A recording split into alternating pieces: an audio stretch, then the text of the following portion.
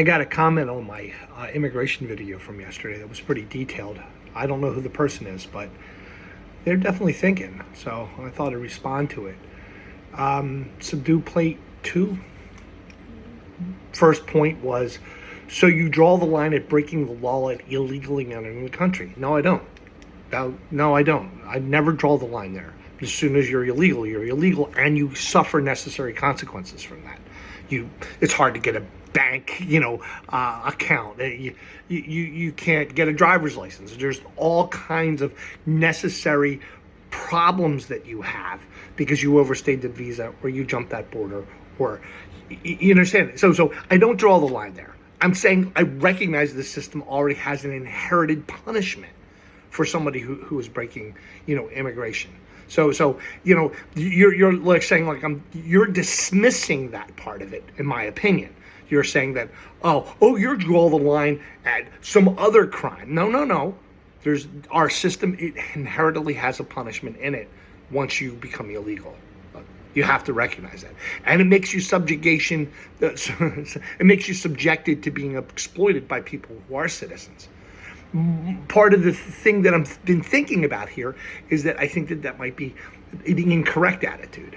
Somebody who's illegal and down on their luck, somebody who's illegal in America and therefore can be exploited by a citizen. Maybe the citizen who pays that guy $50 an hour to do some work around the house, or to be a part of this construction project, or to help raise these kids, or something like that. Maybe that's not exploitation. Maybe that's just a fair way to respond to reality. But paying them $7 an hour, that's exploitation. You see what I mean? And I want to change the cultural attitude. I've been thinking about Nannygate, the 1992 Attorney General woman who could not become Attorney General because she was paying illegal immigrants at that time. I've been reflecting upon that my whole life because it impacted me when I was 21 years old. Oh boy, be careful if you want to pay some Mexican guy to do something for you, because look what could happen. You can't become Attorney General. And so I think maybe, it depends on the circumstances. Instead of the question that she used illegal labor, the question maybe should have been, how much did you pay her? You understand what I mean? And then we have an entirely different way of approaching this problem if you start thinking like that. Second point you make. I think we can unequivocally say that the way immigration is a development, it is certainly broken. Okay, you judge it broken, I judge it not broken.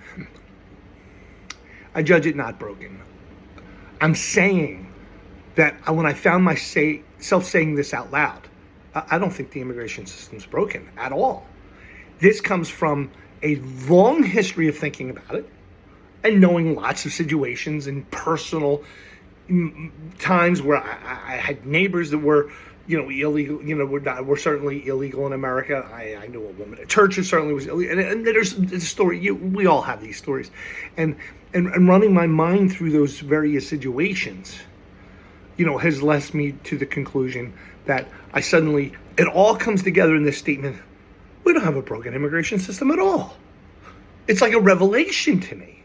Okay, so I understand that I'm trying to tell you where it's coming from inside of myself. Okay, you're saying that it is broken. I'm saying it's not. Tit for tat. Let's keep going with this. Just use those same numbers to understand the large amount of undocumented border crossings from 22 to 24. So how many undocumented border crossings were there in 22-24? I mean, I don't know. I'm not even going to research it. Let's think about something. Trump.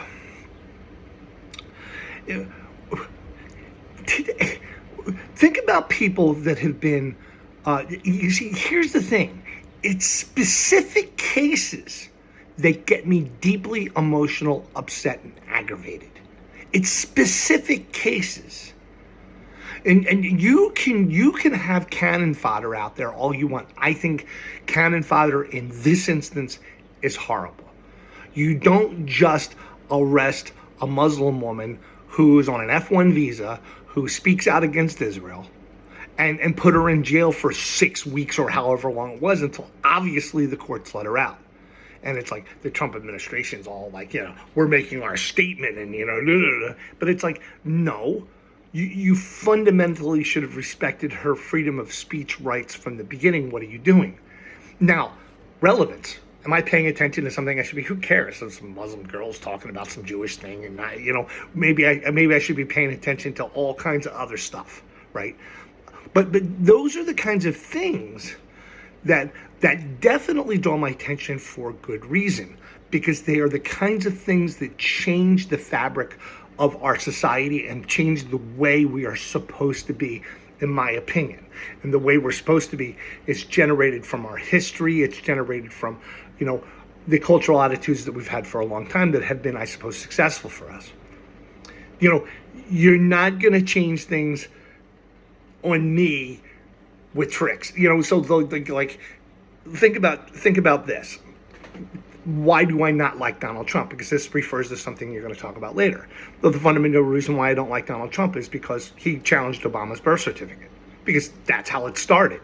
What was it, 2015? He's like, I don't think Obama was born in America. I'm sending my best people to Hawaii to find his birth certificate because we all know he wasn't born in America. I've talked to MAGA supporters. Almost always when I talk to a MAGA supporter, seriously, I'll be one of the first things. I don't like Trump because he denied Obama's birth certificate. Because that's where it began. That's the initial little seed where it started. And it gave him a lot of resonance, and a lot of people paid attention to him. And people were going to pay attention to him anyway because he was this, apprentice guy, this playboy figure, whatever, So he started talking about it. That's where it started.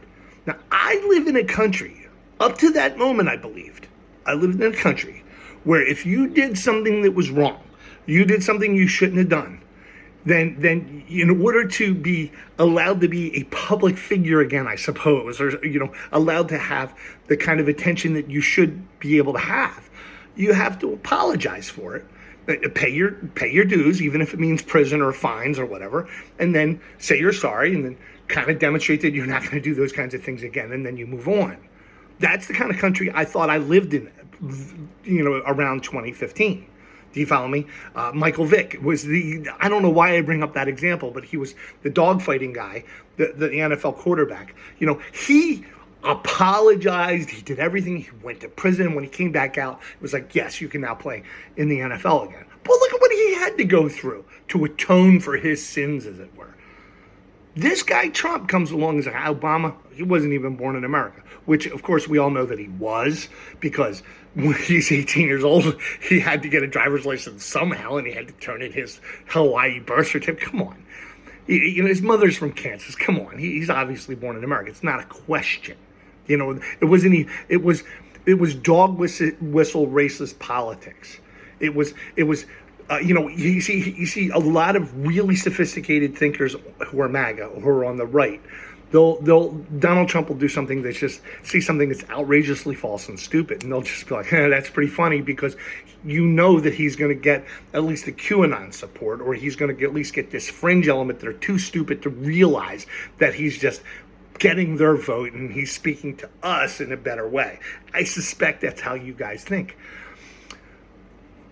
I think you're one of those guys. I don't know who you are, to be honest, but that's just not, no. People who think that way are not people I support. He's never apologized for the birth certificate. So you voted for him, I suppose. You gave him a pass. I didn't vote for him because I haven't got over the birth certificate. And then every time he does something else, where it has two interpretations, I'm going to tend to take the lower interpretation, because that it's a deliberate trick. It's really good. That's the kind of things that he's doing.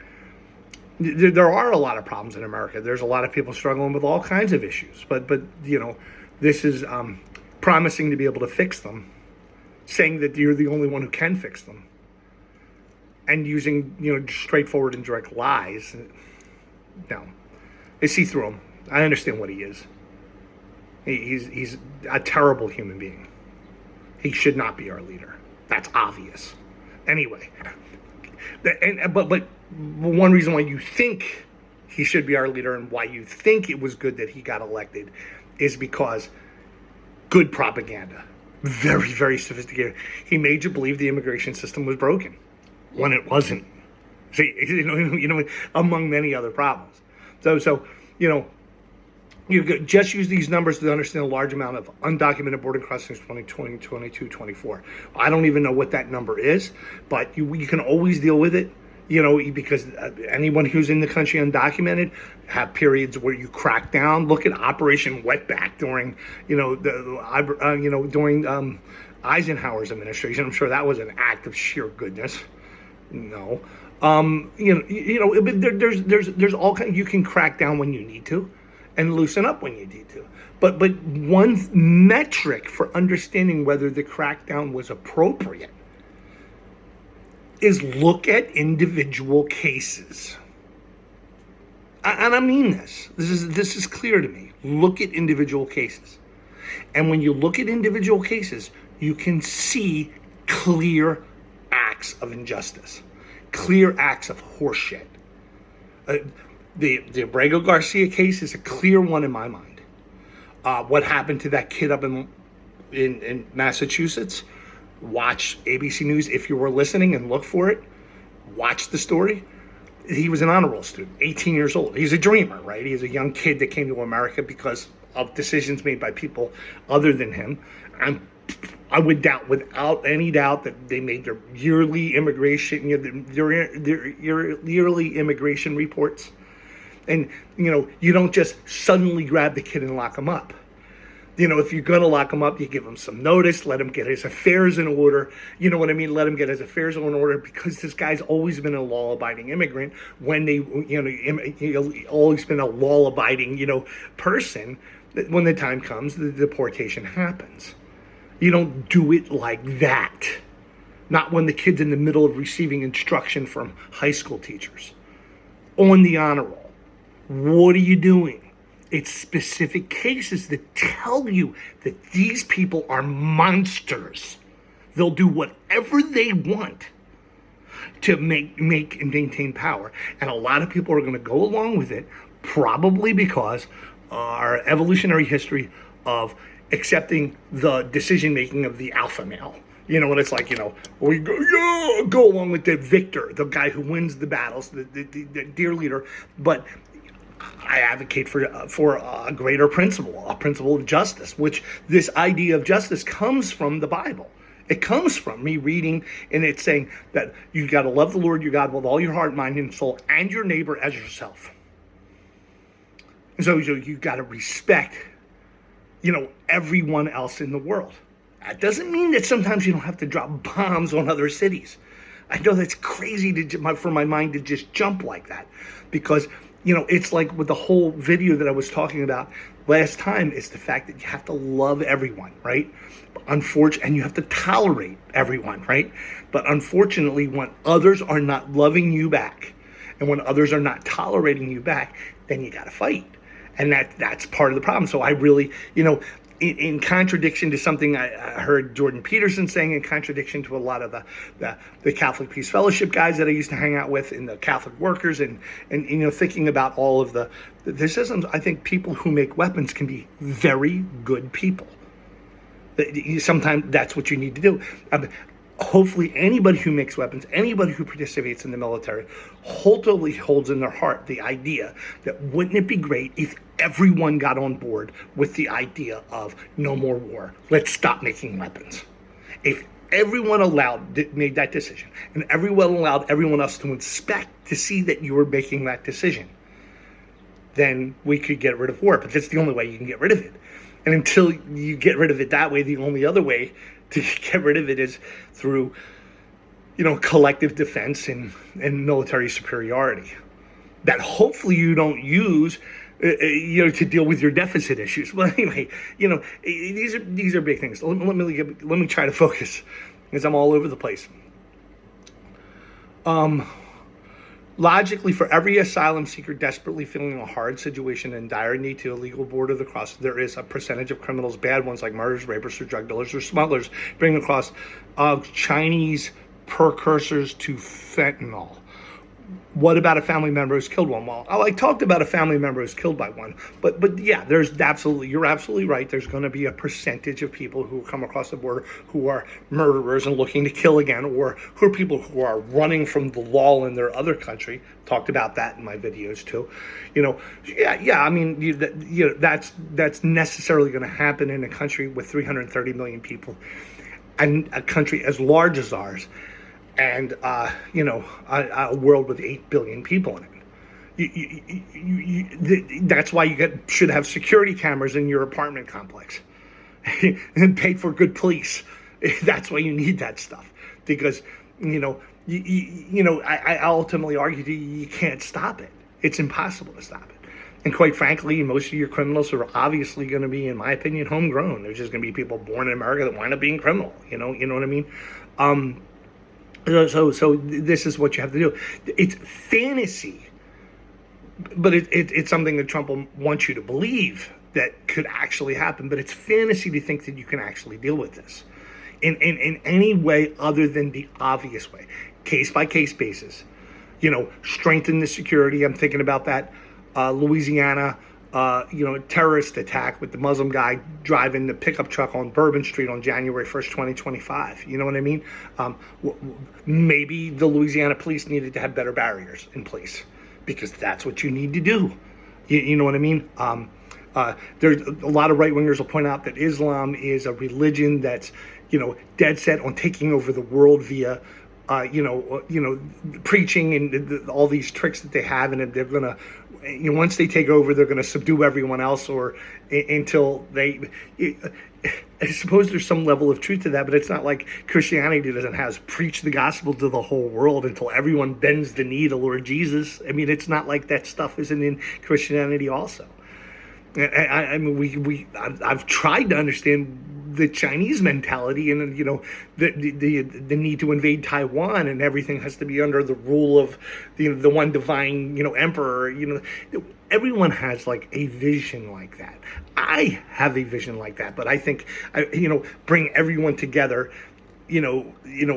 under a set of reasonably of axioms that are obviously true about the nature of reality, where the foundation is that we all love one another, we all respect one another worldwide. I want a diminishing of borders, so that why can't you say things like everybody should be allowed to go anywhere in the world and work any job that needs to be doing if nobody else is willing to do that job?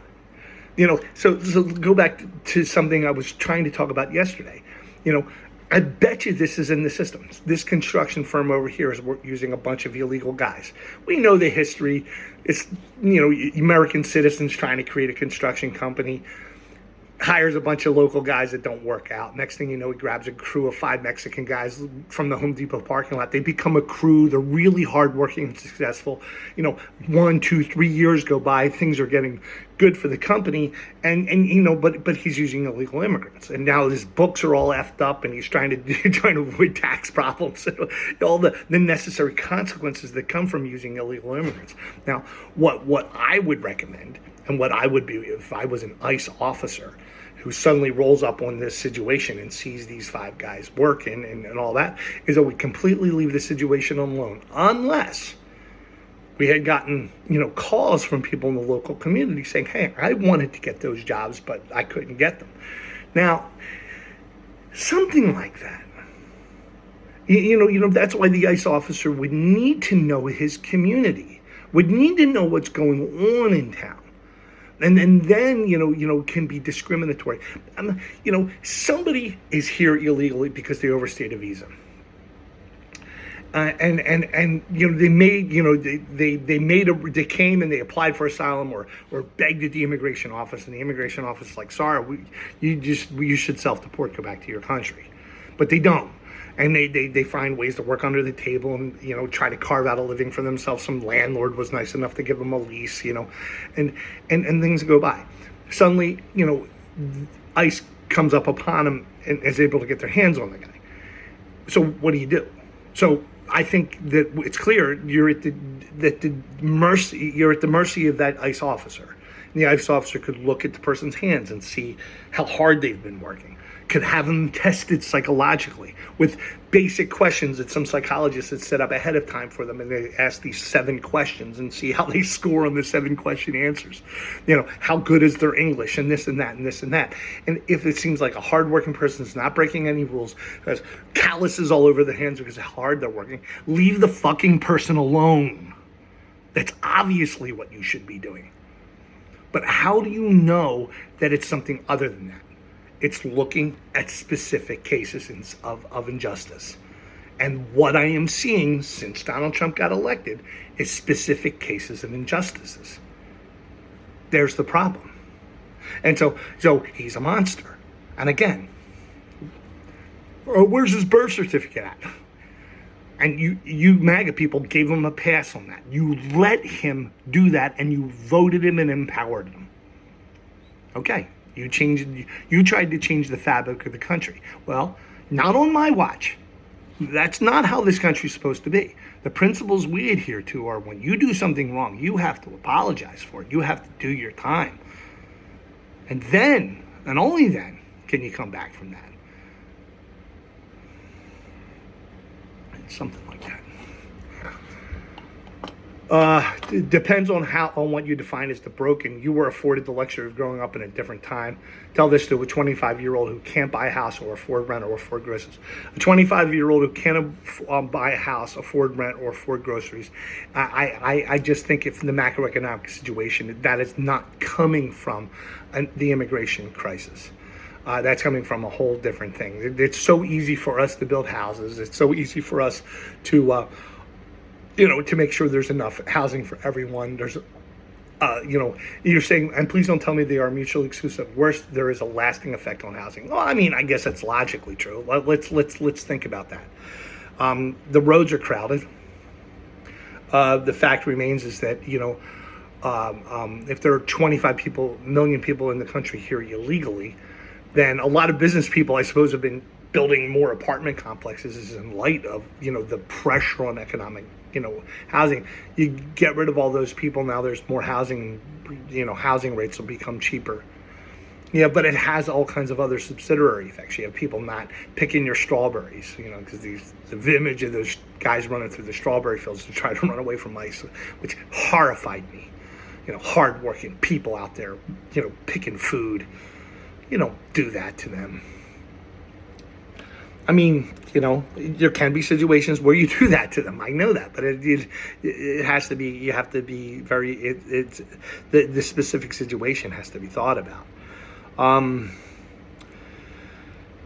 Yeah. So when it comes to that, again, it's I'm thinking about the worldwide issues. They're here for a reason, so you send them back to the country. Now they're going to be really bad off, and other people in their country where they came from are also going to be really bad off. And aren't you supposed to care about everyone? And it's like you have to care about everyone. Matters just as much as everyone else, but sometimes you have to pick your teams, and we obviously picked Team America, and we have to make decisions about who we're going to allow to stay in our country.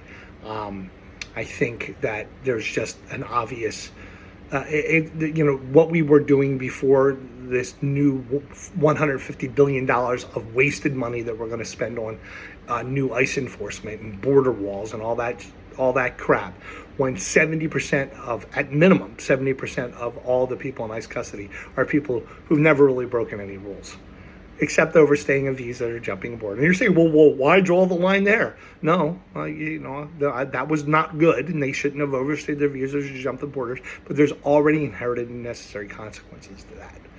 Their lives are going to be hard, and now they're exploitable. Exploit them. I mean, that's what we should be doing. But the word exploitation has to have, it depends on how you define exploitation. It depends on how you define what's broken. You know what I mean? If you want to be a good guy, you pay that Mexican guy $50 an hour to do that work because they're not getting Social Security. They don't have a retirement fund. They can't pay for their medical. You know what I mean? All that other stuff. So pay them properly. Exploitation happens when you don't pay them enough. Depends on what you define as broken. I was afforded the luxury of growing up in a different time. not being able to afford a house, afford rent, or buy groceries. Please don't tell me the worst here, there's a lasting effect on housing. I mean, the invisible hand of the marketplace deals with all that stuff. It's going to be what it's going to be. You just, you just have to be not. I just think you're buying into the propaganda of that's on immigration, and also an underlying axiom that needs to be challenged in the first place is why do we in all of our discourse say American citizens first? Yes, some level of that is true, but I think there's a higher level to it that really is like start in the first place. Is a Canadian citizen that much different than an American citizen? I don't understand why a Mexican citizen wouldn't be that much different than an American citizen. I mean, if I had my way, I'd have an open border, between both those nations.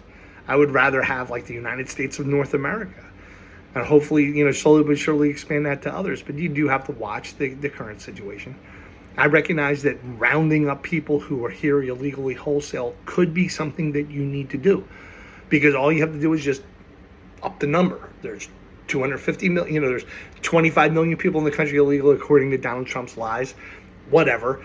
What if it was 75 million? What if it was actually 100 million people?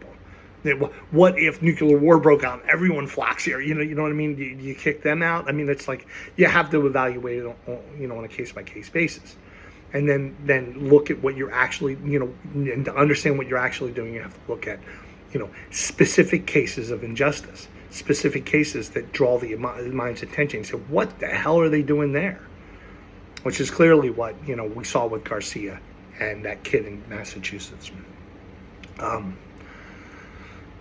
The system was never broken. We're doing the best we can. In light of all the competing concerns about reality, in light of the axioms that Western culture is, be kind to the stranger, you know what I mean? Love everyone, love your neighbor as yourself. Who is my neighbor? Well, everyone's your neighbor. There's no exceptions to that.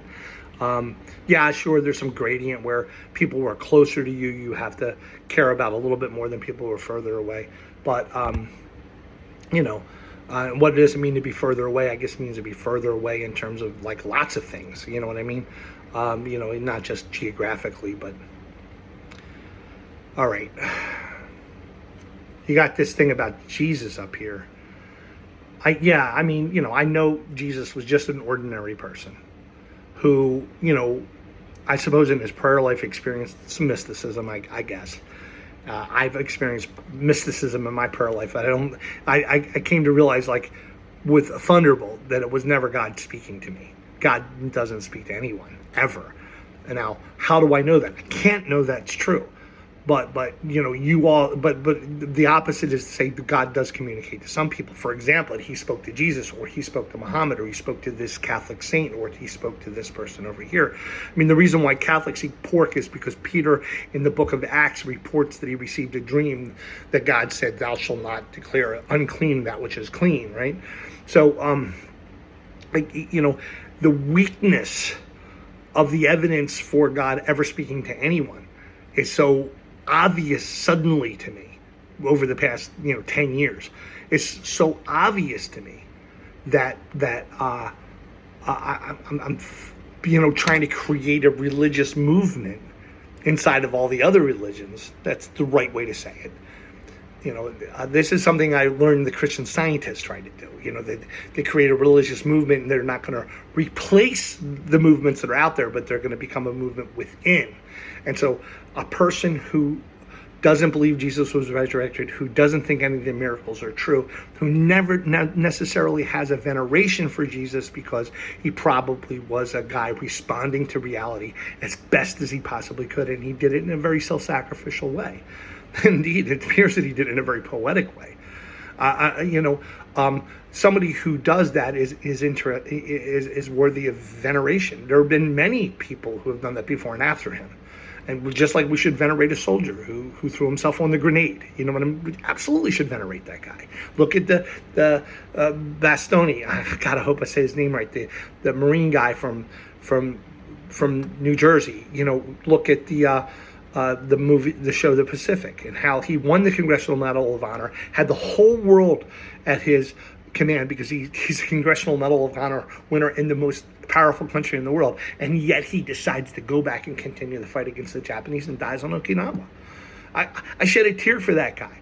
Have heart sings for that guy just as much as it sings for Muhammad Ali when he decided to stand up and lose 4 prime years of boxing to tell America, you're not sending me to Vietnam to kill other poor people. And I'm just the pride I had. And he did not leave the country. And he let that go through the courts like a good citizen should. That's Edward Snowden. Don't like him because, what you do is you take it to a jury. Have some love and confidence for the American system. And then you got appeals after that.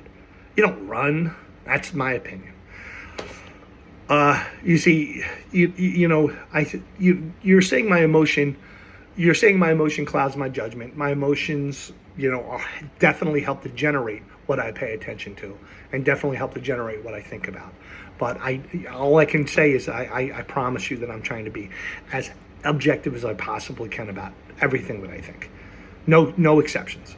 Objectively, I try to, as objectively as possible, come to a determination of what I should pay attention to and what is of relevance and then apply the best of my analysis to it in the limitations that I have. I mean, I can't do all the research. I can't speak other languages. I have multiple, but I got to call it as I see it. And then those principles that come to me are principles that I definitely learned as being a Christian. But I reinterpret them. In individual cases, there are certain principles that Jesus, says in the Bible that I just reject categorically. They're just not true. That I don't accept that principle. You know what I mean? Because I just if Jesus really was the Word of God, and he wasn't, but if he really was, then somebody made a mistake. They wrote down his words in a different language 40, 50 years later, and they misunderstood what he was really trying to say. And so whatever. So I can still think Jesus was still pretty awesome, and somebody could say something false about him, But I don't think that's even true at all. I don't think he was, there's no miracles here. They don't happen. Any miracle that violates the obvious laws of physics and biology and chemistry are just things that did not happen. There was no walking on water. There was no parting of the Red Sea. Muhammad visited the moon on a horse or something. Come on. These kinds of things are just false, obviously. I just accept them, as axioms. I like how you say it. I mean, it's you understand what I'm saying. Philippines 2:3-11, the Word of God. What is the Philippines? The Epistle of Joy, trying to say that the Scripture is the Word of God. Whatever. Just because something says it's true, and the Quran says in this book there is no doubt on like page 2. So why aren't you accepting that? You know what I'm saying? So despite your sentiments on boiling Jesus down to an itinerant first century historical Jew rabbi trying to revolt against the Romans and using forgiveness as a differentiator, I mean, yeah, that's a pretty snarky way to say it, but that's exactly what I think about the guy. That's exactly what he was. You know what I mean? He had riding into Jerusalem on a donkey. Put your imagination on that. Man, that was bold. That was some difficult stuff. Because he knows this isn't going to end well. And yet he's confronting all the things that he needed to confront. He was the king, right? You didn't say that there. But the fact remains is he's born and everyone's telling him, you're the king. Shh, don't tell anyone because the Romans, right? But you're the king. Shh, don't tell anyone because the Romans, right? And here's this boy, he's 6, he's 7, he's 8, and everyone kind of defers to him a little bit because everyone kind of knows he's the king. And then he's 10, he's 12, he's 15, and he's looking at all the problems that his people have. And people get sick, and he's like, they're not, following the will of God, and they're not praying correctly. Because why wouldn't you think that that's what causes it? You know what I mean? And there probably is a little bit of a relationship between not being ethical and getting sick. And so it's like, you can see he did the best he can with what he knew. He didn't know algebra. He didn't know how the laws of gravity work. He didn't know any of that stuff. He knew the center of reality was that scriptures, these Torah ideas. And then he's looking at the reality of these Romans. And everybody's trying to follow these rules. And he's seeing how everyone's just ignoring the Romans, except Simon the Zealot and Matthew the tax collector, two people that found their own way to develop their own particular relationship with the Romans. Simon wanted to fight them, and Matthew was like, join them if you can't beat them. You know what I mean? Eventually they'll make us citizens. Let's just go along with it. Hey, they built the aqueducts for us, and then they individual soldiers do the stuff, make you carry a pack for a mile, and it's all the shit that comes from being an oppressed people with an occupying power that's around you. The reality of that's pretty deep, and it happens in human history. And I know that in a way, I'm part of an occupying power because it's 7-8 generations ago, my ancestor came here and bought a farm in Pennsylvania, Grow Hill, right over there in Gladwin, Pennsylvania. And if some white person said, I'm going to build a fence here, he'd be like, this is my territory. You can't. I got a deed. This is my land. You can't build that fence over here. But if Indians came, I'm sure George Frederick Roe would have gotten out a gun. It's conquest. And that's what it was. I don't like it any more than you do. You know what I mean? But it might have, it's just kind of the way things go. My German ancestors were on the Silk Road and were connected with all this knowledge and information that's coming from Japan to Ireland and all through the Middle East and all this information. But the Indians of North America don't have that much communication with that many people, and so they were behind the curve in the development of writing and metal and navigation techniques and all that stuff. So suddenly when this invasive species, the Europeans, I suppose with their African slaves or whatever, they're African, anybody from the three continents come over, would just completely outcompete them. And that's kind of what happens. And there's moments of fairness and moments of injustice, and all of it I would seek to rectify. I would want reparations for American Indians. I want reparations for slavery. I want reparations for some Irish. And I think we could do it, if we developed the system of universal basic income and just used these powerful computer technology that we have to actually differentiate, these kinds of things. I'm not going to get into the rabbit hole of thinking the Bible is the Word of God. It's not. But there are principles that the Bible is, offers to us that we can absolutely embrace, definitely. And so, yeah.